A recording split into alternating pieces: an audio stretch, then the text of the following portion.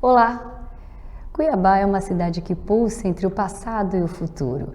De um lado, as tradições que ecoam pelos becos e ruas, e do outro, a modernidade que insiste em mudar a paisagem. O progresso, entretanto, não vem sem um preço. Os desafios são muitos, desde a desigualdade social, a demanda crescente por saúde, até a urgência em preservar o Pantanal. Mas a Cuiabá que sonhamos não é apenas uma metrópole qualquer.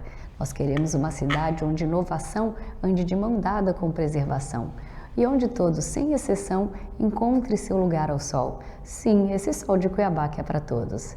Mas para isso nós precisamos mais do que promessas, nós precisamos de ações, de um planejamento que pense grande, de um olhar que enxergue além do óbvio, de alguém que cuide de pessoas e do meio ambiente. Se quisermos que Cuiabá seja a cidade que sonhamos, nós precisamos agir com coragem, porque no fim das contas, a Cuiabá do futuro depende do que fazemos hoje e o legado que deixaremos para os nossos filhos é o reflexo dos nossos passos de agora. O programa Laura Campos Entrevista dá início à sua já tradicional série de entrevistas com os candidatos às prefeituras. E vamos começar com o mais polêmico de todos. Ele é um fenômeno nas redes sociais, conhecido por ser um antipetista e um anti-esquerdista ferrenho. Eu converso com o arquiteto e urbanista, o atual deputado federal pelo PL, Abílio Brunini, versão 2024. Olá, deputado Abílio, seja muito bem-vindo. Este programa é um especial sobre as eleições municipais, onde nós abrimos um espaço para todos os candidatos falarem sobre sua plataforma de governo. O senhor é o primeiro da lista e eu estou ansiosa para conhecer a nova versão do candidato Abílio. Seja bem-vindo. Olá, tudo bem? Muito obrigado por ter me convidado, é um prazer estar aqui. Deputado, o senhor é um fenômeno das redes sociais com uma carreira considerável na política. Começou em 2017, quando foi eleito vereador da capital mato-grossense pelo PSC. Em 2020, teve mandato cassado por quebra de decoro. Nas últimas eleições, em 2022, foi candidato a prefeito e por muito pouco não levou do atual prefeito, Emanuel Pinheiro, e agora o senhor é deputado federal. A gente já conhece o Abílio polêmico, irônico, fiscalizador de UPA, que dá entrevista até no Pânico. Mas além das questões políticas, candidato, o que mudou do Abílio versão 2020 para Abílio 2024? Olha, o parlamento ele te dá uma experiência muito grande. Você, todos os dias na Câmara Federal, é um programa de debate. Então, essa experiência que a gente tem no debate, ela acaba acontecendo no Parlamento Federal. A outra coisa é o aumento do conhecimento. Através da Câmara Federal você começa a entender mais como funciona a saúde, como funciona a educação, como que funciona o relacionamento entre o município e o governo federal, município e o governo estadual. Isso te dá uma experiência de saber lidar com a situação com muito mais facilidade. Além disso, eu sou pai de duas crianças, o Sebastião e a Ana Regina. Isso também te dá uma mudança de pensamento na hora de você praticar os seus atos, tanto na política quanto no dia a dia. Você fica mais paciente em relação aos problemas da sociedade, porque você também fica mais paciente em relação ao cuidado com a família. O que o candidato Abílio traz em seu plano de governo que pode se destacar como prioridade? Olha, a gente traz a prioridade na área da saúde. Isso é o nosso foco. A gente tem acompanhado a saúde de Cuiabá, que está parada há muito tempo. Através da fiscalização, a gente vê os escândalos de corrupção dentro da saúde do nosso município e a consequência é a falta de atendimento que a população tem. A população não consegue atendimento nas unidades básicas de saúde, tem uma série de dificuldades para atendimento nas UPAs e fica muito tempo na fila de espera, aguardando uma cirurgia, um exame, uma consulta, sem saber ainda quando será atendido, quando se conseguirá seu atendimento. Então, a nossa prioridade é, sim, combater a corrupção na saúde, combater a corrupção na gestão pública, oferecer uma saúde de qualidade, oferecer melhorias no transporte público, na mobilidade urbana, pensar em uma cidade para frente, uma cidade que precisa ser arborizada, uma cidade que precisa crescer, precisa olhar para os seus rios, para os seus córregos, para as suas nascentes. Então, é uma cidade que a gente tem que ter com mais carinho e coração para cuidar dela. E, claro, conter os gastos públicos, que está com muito desperdício. Nós temos uma dívida de 1,7 bilhões de reais no município de Cuiabá e apenas cortando despesas supérfluas ou má gestão ou corrupção que a gente vai conseguir trazer o equilíbrio financeiro do município de Cuiabá. Já que você tocou em saúde, Relatórios do Tribunal de Contas do Estado de Mato Grosso destacam problemas na gestão da saúde pública de Cuiabá, incluindo a falta de transparência na aplicação de recursos e falhas no controle de estoque de medicamentos. Aliás, essa história é bem antiga, né? Porque eu, por exemplo, conheci o seu trabalho de vereador devido aos seus vídeos de fiscalização das UPAs e dos hospitais. E é importante a gente lembrar que essas operações que aconteceram dentro da Secretaria Municipal de Saúde são frutos da sua fiscalização como vereador e como presidente da CPI da Saúde na Câmara de Cuiabá. Então, considerando que 56% dos eleitores afirmam que a saúde é o problema mais grave aqui da capital, de acordo com a pesquisa da Quest, quais medidas o senhor propõe para garantir uma gestão mais eficiente, principalmente transparente dos recursos públicos destinados ao setor? A dificuldade na saúde ela é o sintoma, não é nem a causa. A causa é a corrupção, que a gente identificou quando a gente estava na CPI da saúde. A causa é a má gestão, é a falta de pessoas qualificadas, técnicas, na coordenação, a ingerência política. Secretário brigando com o secretário adjunto, brigando com o coordenador, é um desrespeito ao cidadão na forma de aplicar os recursos públicos. Qual é a solução? A solução é simples. Primeiro, começa apertando 22. Se colocar 22 nas urnas, você já vai começar a dar o primeiro passo da solução. Mas também é importante dizer que nós vamos colocar técnicos, profissionais qualificados na secretaria, na coordenação, na diretoria, nos espaços públicos, para que possam monitorar e aplicar os melhores resultados. Comprar remédio, verificar o histórico de consumo, a curva ABC, para não deixar faltar remédio, comprar remédio dentro do prazo, verificar a quantidade de remédio que vai ser entregue, pagar os profissionais de saúde em dia, dar o piso da enfermagem, colocar ortopedista nas UPAs para que a gente possa diminuir os problemas de ortopedia e trauma que são levados para o HMC e conseguir atender isso tudo numa unidade de atendimento como a UPA. Colocar nutricionista e profissional de educação física nas unidades básicas de saúde, isso vai ajudar que também tenha um crescimento nos problemas de diabetes, hipertensão e outros problemas crônicos de saúde como cardiologia. Levar especialistas para as unidades básicas de saúde. Fazer uma transparência na fila do SUS, transparência no prontuário, no cuidado do paciente, colocando todos os dados da saúde na mão do paciente, para que ele saiba quando terá a consulta, quando terá o procedimento, quando ele vai ser atendido, quantas pessoas tem na frente dele numa UPA, quantas pessoas tem na frente dele numa fila de cirurgia, num procedimento cirúrgico. Então, para que o paciente tenha todas as informações e a saúde funcione melhor. Pagar o profissional em dia é fundamental. Nós estamos aí à véspera de greves na área da saúde, médicos reclamando que estão há 3 meses sem receber o salário. Isso dá a ele uma desmotivação de continuar trabalhando. Então, pagar em dia, pagar bem, é fundamental para que a saúde combine e funcione. O piso da enfermagem, temos que respeitar, temos que ter farmacêutico dentro das nossas unidades básicas de saúde, temos que ter profissionais em diversas áreas, que muitas das vezes estão em abertas, o município não faz tantos concursos como deveria fazer, e tem que fazer concurso público para chamar os profissionais, tem que chamar os profissionais mais qualificados para atender a área da saúde. Então essas são algumas das medidas necessárias para colocar a saúde em dia. Um outro tema que o senhor tocou foi a mobilidade urbana, que hoje é um dos grandes desafios enfrentados pelas grandes cidades. Com o aumento da população, do número de veículos e do impacto ambiental, torna-se evidente a necessidade de melhorar a mobilidade. Portanto, cada vez mais necessário encontrar soluções para garantir o deslocamento da população de forma segura, eficiente e sustentável, independente do meio de transporte que utilize. É importante a gente lembrar, deputado, que a mobilidade urbana não se limita apenas ao transporte de automóveis, mas envolve também o transporte público, bicicletas e caminhadas. Atualmente, cidades no mundo inteiro estão se esforçando para melhorar a mobilidade urbana por meio de várias iniciativas, desde a criação de redes de ciclovias, de pedestres, até o investimento em sistemas de transporte público mais ecologicamente correto. Cuiabá tem um grande problema a ser resolvido em relação à mobilidade urbana. Apesar das obras de 2014 em determinados setores, os corredores de ônibus ainda são insuficientes. Candidato Abílio, o senhor tem pós-graduação em mobilidade urbana.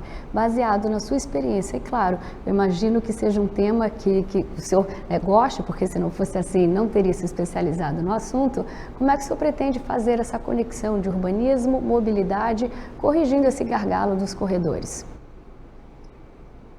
Tem um arquiteto urbanista que fez um projeto para Dinamarca, para Noruega, na verdade, chamado City for People, que era a cidade para pessoas. E ele dizia, o John Gell, ele dizia o seguinte: se você planejar uma cidade para carros, você terá carros. Se você planejar uma cidade para pessoas, você terá mais pessoas. A cidade para pessoas, ela tem essa visão da caminhabilidade, essa visão da mobilidade não motorizada, como ciclística, patinetes e uma série de outros tipos. Ela entende que o transporte público não é só um transporte de massa, mas sim um investimento necessário para a melhoria da mobilidade urbana.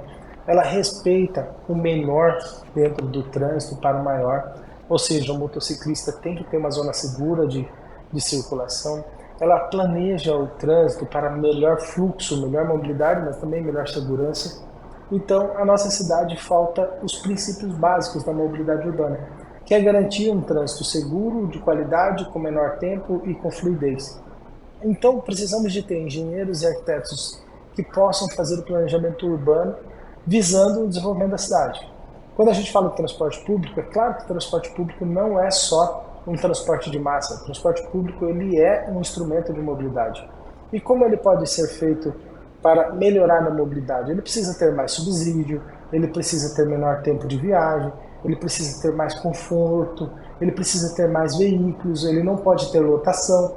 Então, esse sistema instruído, subsidiado e organizado vai fazer com que a população passe a ter mais uso do transporte público.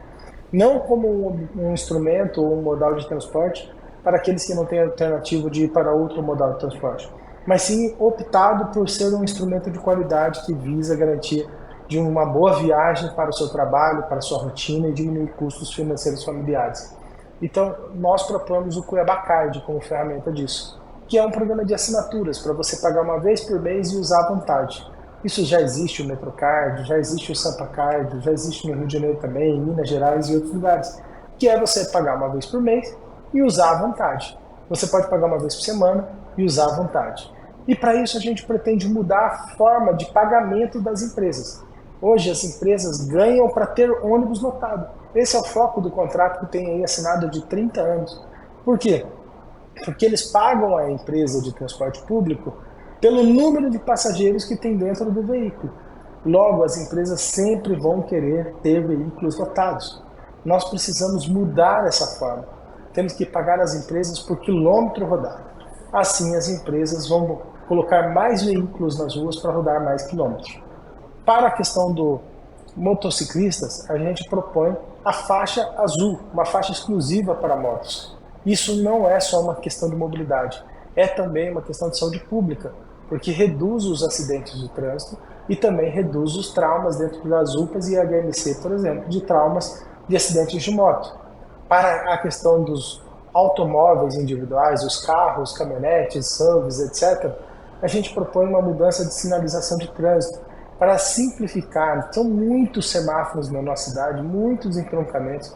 Temos que deixar fluir mais o trânsito, tem que deixar mais a direita livre, tem que acabar com essa máfia do radar e fazer lombadas eletrônicas com sinalização adequadas para que a pessoa saiba que é necessidade de reduzir velocidade e não que seja um instrumento de aproveitamento de radar para taxar as pessoas, cobrar imposto das pessoas e explorar as pessoas. Então precisamos ter as condições adequadas do planejamento urbano para apresentar as melhores propostas de Cuiabá. Está no nosso plano de governo, são mais de 450 propostas, você pode acessar também pelo site abilio22.com.br. Além disso, ciclovias, ciclofaixas, elas precisam ser conectadas. Não dá para fazer ciclovia decorativa, pegar lá a MT 251 e fazer um pedaço de ciclovia lá e ela não se conecta a nenhum outro local da cidade. Tem que conectar os parques, tem que conectar o Parque Maria Bonifácia na ciclovia, o Parque Zé Boloflor na ciclovia, o Parque Tianaí na ciclovia, o Parque das Águas na ciclovia, conectar todos os Massaro Camura, todos os nossos parques têm que ser conectados para estimular também como instrumento de lazer e de esporte, assim como também a criação de ciclofaixas para conectar o trabalhador nas suas horas de trabalho, principalmente aqueles horários mais complicados. Além disso, precisamos até mesmo criar uma zona compartilhada para alguns veículos dentro do município de Cuiabá, priorizando a fluidez do trânsito e a opção de veículos que façam transporte de massa e não só os veículos individuais. Então, a mobilidade urbana ela traz bastante tema para a gente. calçadas têm que ser recuperadas, temos que investir em acessibilidade, sinalização a pé. As pessoas andam pela nossa cidade sem saber onde estão os principais pontos turísticos, os principais zonas comerciais e nossas atividades. Então precisamos fazer a sinalização adequada para que as pessoas possam se identificar na nossa cidade. Não há surpresa nenhuma que Cuiabá vive uma profunda crise em diversos setores. A falta de saneamento básico, por exemplo, é uma das que preocupa. Ainda que o país tenha se comprometido a universalizar o acesso ao saneamento básico até 2033, através do Marco Legal do Saneamento, cerca de 100 milhões de brasileiros não dispõem de rede de coleta de esgoto e 35 milhões não têm acesso à água tratada. Ou seja, os números mostram que a crise do saneamento básico está muito longe de ser solucionada no país. Trazendo o problema aqui para Cuiabá, de acordo com o Censo Demográfico de 2010, apenas 54,3% dos domicílios tinham acesso à rede de esgoto, o que em termos de saneamento representa um déficit significativo. Além disso, o Instituto Centro de Vida alerta para o aumento do desmatamento no Pantanal, impulsionado pela expansão agropecuária. Tudo isso afeta diretamente Cuiabá, com a perda da biodiversidade e alteração do regime hídrico. Como é que o senhor pretende abordar simultaneamente o déficit de saneamento básico urbano, a preservação do Pantanal, considerando que ambos os desafios são cruciais para garantir um desenvolvimento sustentável na região? Vou tentar responder rápido para que a gente possa ter outras perguntas também, mas vamos lá. A questão do saneamento, nós temos duas questões importantes. É uma questão de saúde, não é só uma questão de instalação de rede de esgoto e abastecimento de água, mas quando a gente tira o esgoto da rua, no céu aberto, a gente está cuidando das pessoas que moram naquele local, não só da questão do meio ambiente, mas uma questão de saúde também. E isso tem que ser feito com qualidade, tem que ser feito com pressa, porque cada ano que se passa numa rua com esgoto correndo a céu aberto são crianças, idosos, pessoas que circulam naquele local se contaminando com doenças que não são cuidadas, inclusive, na rede pública de saúde. Então, precisamos sim investir rápido em saneamento básico. A Prefeitura de Cuiabá tem um contrato com a Águas Cuiabá. Essa empresa ela tem responsabilidade de instalar as redes de esgoto, contudo, ela passa a rede, mas ela não faz a conexão. Temos que cobrar a Águas Cuiabá para fazer a conexão. Se não fizer a conexão, aí ela não pode cobrar a taxa de esgoto, porque ela só passou rede, ela não está tratando o esgoto. O esgoto só passa a ser tratado a partir do momento que ela faz a conexão com a rede residencial ou comercial. Além disso, a questão ambiental que nós estamos falando, Cuiabá é uma das cidades com o maior número de córregos e nascentes do mundo. A nossa cidade, inclusive, tem um projeto do Ministério Público, um projeto premiadíssimo no mundo afora, que é o Águas para o Futuro. Ele fala da importância dos nossos nascentes e córregos em Cuiabá. E como isso tudo vai sim influenciar nos outros problemas. E quando a questão do agro e tudo mais também vai influenciar nessa questão do nosso município, principalmente em questões de abastecimento de água. Contudo, as nossas águas também vêm do rio Cochupó, do rio Cuiabá e de outros locais que também podem estar nos abastecendo.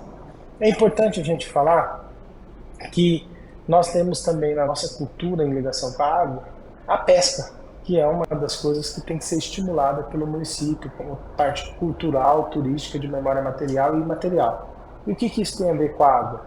Quando a água está contaminada, quando o esgoto é jogado diretamente no rio, no córrego, a pesca fica prejudicada. Quando a gente tem um número excessivo de dragas, como tem no caso aí em Cuiabá, quando temos uma exploração de minérios excessivas aos redores dos nossos rios, como no caso do rio Cochupó e no caso do rio Cuiabá, nós acabamos comprometendo a nossa, não só o meio ambiente, mas também a nossa memória material e imaterial. E aí não adianta taxar a pesca, não adianta fazer esse corta zero que fizeram aí, proibir a pesca, porque isso só prejudica o pescador e prejudica aquela nossa memória em relação com o rio. Nós precisamos ficar de frente para o rio, vivenciar o rio, ter essa experiência com ele, cuidar dele e cuidar para que o esgoto de Cuiabá seja bem tratado, para que o rio Cuiabá volte a ser vivo e o rio Cochupó também volte a ser vivo. Sobre segurança, as invasões na capital têm aumentado significativamente. Dados indicam que o bairro Jardim Vitória enfrenta seríssimos problemas de ocupações irregulares. Recentemente, nós também tivemos a morte de um proprietário no Contorno Leste. Eu li o seu plano de governo e não encontrei nenhuma abordagem sobre esse tema.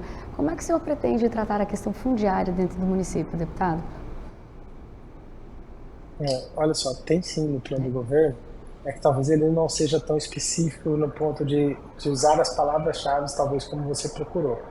Mas sim, falamos do processo de regularização fundiária, está no nosso plano de governo. Falamos do processo do número de habitação que precisa ser elaborado, há um déficit de 40 mil habitações, a gente propõe fazer a construção de 10 mil habitações. E tem uma frase de um professor arquiteto urbanista, que chama José Antônio Lemos, meu professor, que diz o seguinte: o bom uso expulsa o mau uso.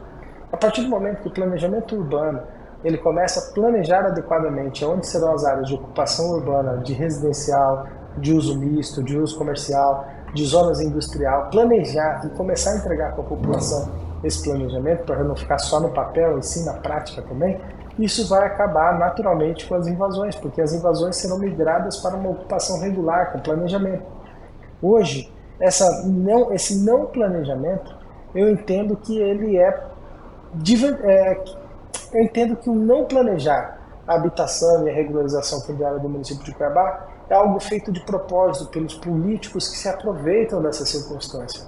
Existem inúmeros políticos que fomentam, estimulam e às vezes até bancam as ocupações irregulares do município de Cuiabá, para que essas pessoas fiquem nas mãos deles, para que elas dependam de votar neles, para garantir que não serão desocupadas, para que elas votem neles, para garantir que um dia elas venham a ter o título de propriedade.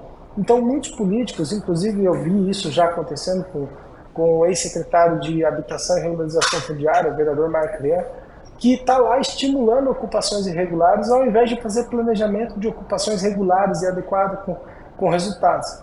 E isso demonstra quanto a gente está contaminado com os propósitos de uma administração pública.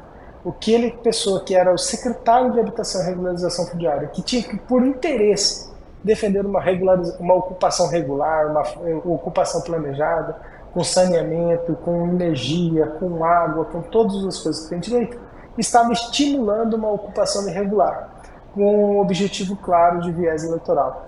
Então essas coisas têm que acabar em Cuiabá. Para a gente encerrar, deputado, esta já é a sua segunda disputa à Prefeitura de Cuiabá, né? No último pleito, o senhor perdeu por pouquíssimos votos, né? Quase chegou lá. Dizem as más línguas que perdeu para si mesmo.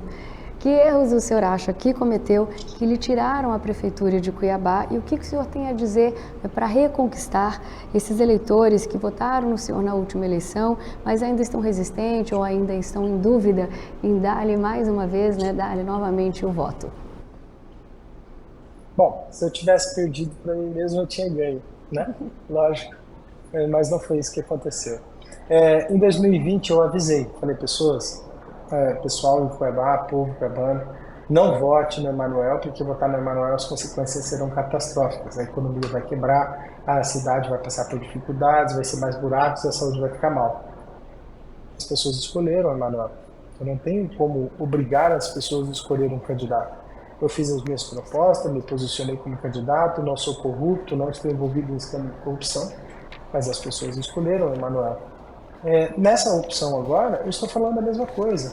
O Botelho é farinha do mesmo saco, é a mesma coisa que o Emanuel. É um candidato que representa as mesmas características do Emanuel.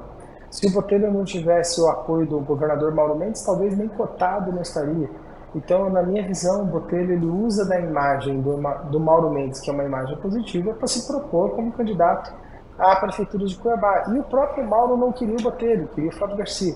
Então, é importante dizer para as pessoas que as escolhas delas estão na mão delas. Ela pode escolher errado de novo, como escolheu em 2020 o Emanuel. Ou pode escolher uma opção que vai combater os escândalos de corrupção e que vai lutar por uma cidade melhor.